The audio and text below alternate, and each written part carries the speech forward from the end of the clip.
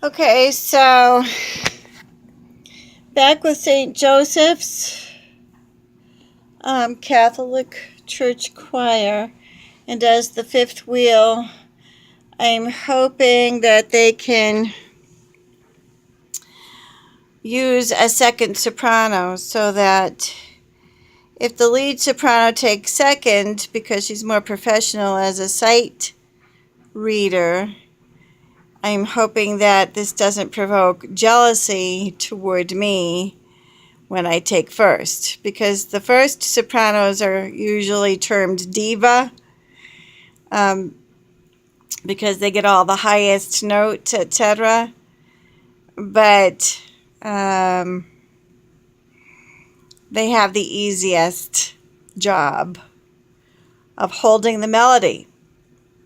I wouldn't say it's always easy, but I would say that it's easiest. It's easiest to hear the melody. And I had that problem before, which was one of the reasons I walked out from the choir, is that the second sopranos were envious of me for taking the diva role and leading it. And the choir director may have also felt that I didn't deserve the diva role because it's the easier job. And it takes somebody that's more professional to sing second soprano or alto. And then the diva roles get all the credit for holding the melody, which is the easiest job. Again, I wouldn't say it's easy, but I would say it's easiest. And it also takes talent and skill to be able to do it, to be able to pull it off. With a smaller choir that sings on tune, and who knows if they're not getting paid, maybe they can get paid extra for putting up with me as a volunteer, for babysitting me through the choir rehearsals, and allowing me to take the diva role while they're on second. But again, some of the second sopranos in my old choir were getting paid, and they were still circulating envious statements concerning me, and getting the director to mistreat me, and to gaslight me to the point where I, walked off the choir. And it was when I walked off the choir that I came across all this news on the internet about ITCCS investigations. That's the International Tribunal into Crimes of Church and State. So I'm really on here to forewarn people of goodwill among the clergy to not shoot the messenger as regards those of us that would stand up for the scandalized within the church. And yet, it's understandable that you've stated that for professional reasons, we can't have you on the choir anymore, basically because I have chosen a different vocation. And sometimes the vocations don't mix. It would be like having a forensic analysis, a forensic analyst, that's what you call them, in the media joining your church choir. Now, can you imagine that? A forensic analyst in the media joining your church choir where the adults and children get together. Now, we're not criminals, but we are necessary offenders. because we are reporting offenses to the public.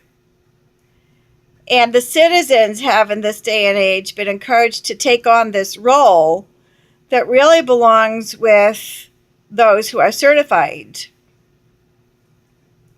The citizens, the common citizen, is not certified to be doing this. And we are not trained on the ethics either of how to go about this.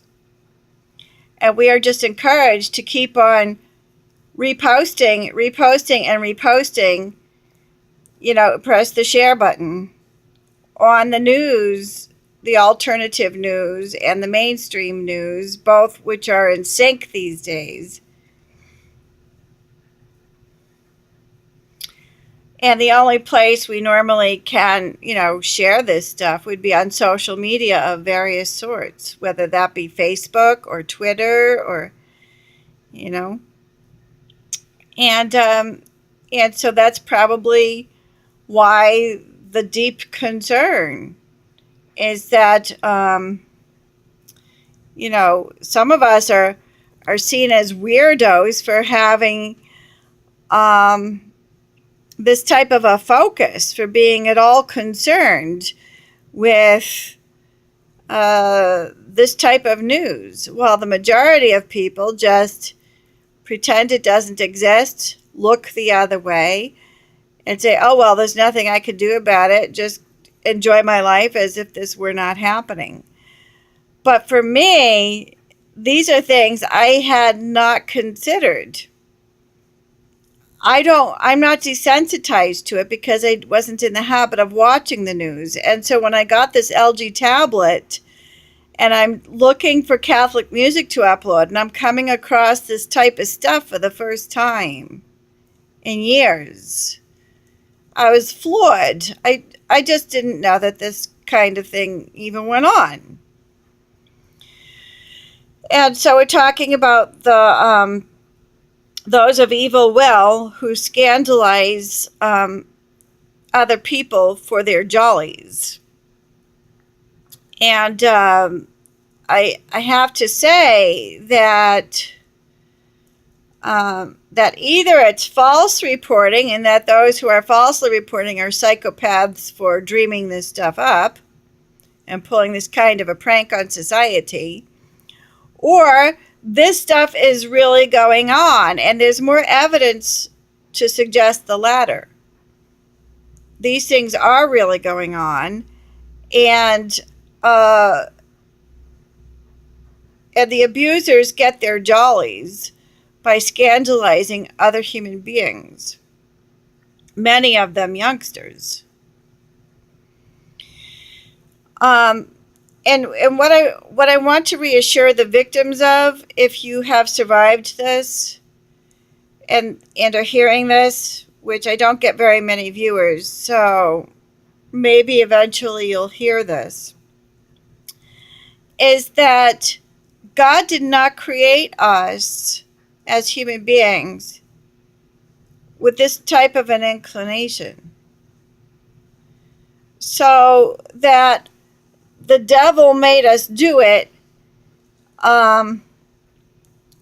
seems to psychiatrists to be a cop-out statement.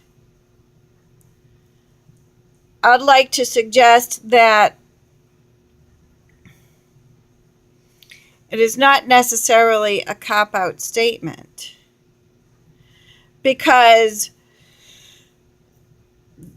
there are psychopaths in the field of psychology who have chosen, as self-admitted psychopaths, okay, because psychopathy is a brain anomaly, but that the psychopaths who have entered the field of psychology and who admit to the public that this is who they are and this is what is wrong with themselves, have chosen in their free will to be men of goodwill and to heal victims instead of make victims. Okay? So even psychopaths can choose between good and evil.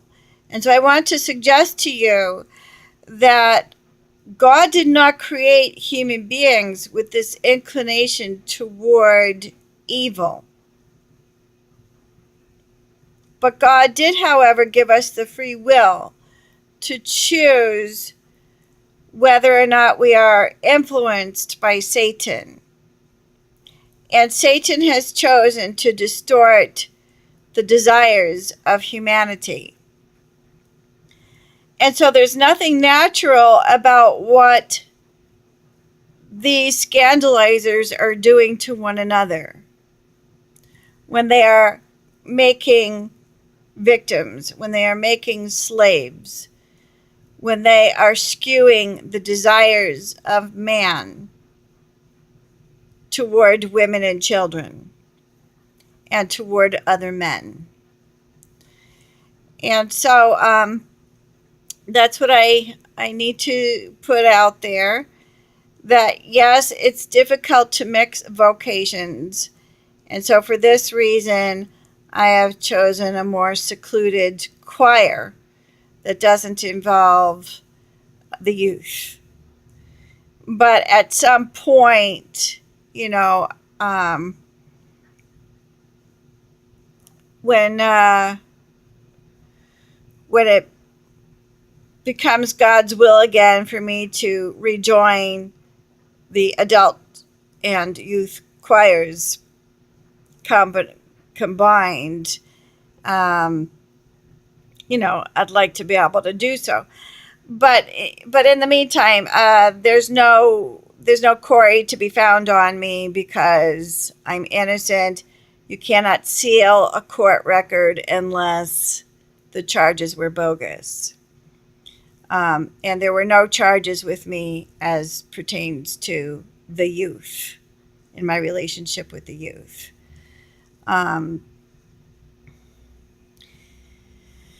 Unfortunately, tougher on my own offspring than I ever have been on anybody else's. But love is a dangerous game in that we are overly invested in our own children. We love them too hard. Meaning, basically, I overwhelmed my own child with information that would hopefully protect her and ensure her eternal salvation. And I allowed the Mennonites and Seventh-day Adventists to influence me in her earliest years, to safeguard her against ever becoming a narcissist, which I probably messed up for her. So I was a little bit heavy-handed on the love of my precious offspring, and I will never love another child like I love my own firstborn baby. So she's all grown up and she is doing well. But I would prefer to raise her all over again, and I may be able to in the next life. We may be able to revisit some of those stages of growing up as Jesus and Mary do. But again, where it comes to the youth, there have never been any charges against me. I was involved in a minor car accident with an ex-boyfriend, and they, what do you call that? They call that trumping the charges big time, just for putting out my own headlight. And that was all that happened. So it was, I was acquitted of any wrongdoing anytime I had ever been to court. And so I didn't like false charges staring me in the face, that which was perceived to be bogus. And so I had it sealed. But there may be continued access to some of the information some other way. They may people may have gotten around those loopholes, or gotten through some loopholes to get some information and make the most out of nothing, which is what the ex-boyfriend also did when I put out my own headlight. So, a lot of gaslighting going on, and sometimes that happens with church gossip. In the meantime, is it is understandable to maybe take a break from that possibility of mixing vocations.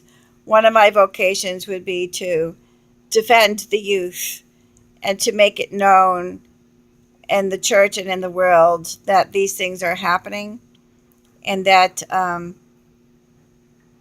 to reassure the youth who have been scandalized that these things are not natural.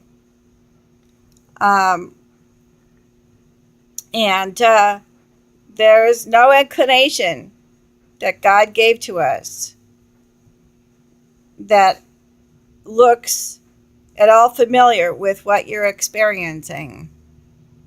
And that, yes, it is justifiable to say the devil made them do it. They are listening.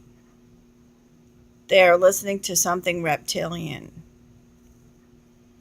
And it is not human. So when the world is filled with these inhuman creatures dressed in a human meat suit, Jesus Christ and his family will come back from heaven to throw eternal fire upon them and to purge the earth of these reptilian creatures. They're not human. They only look like they are. So, call upon Our Lady of Mount Carmel, the Mother of our Lord Jesus Christ, to do battle. Beg the heavenly host of our Lord Jesus Christ to return. And Our Lady of Mount Carmel to continue the revelation of Elijah, the prophet Elijah on Mount Carmel, for this day and age. God bless.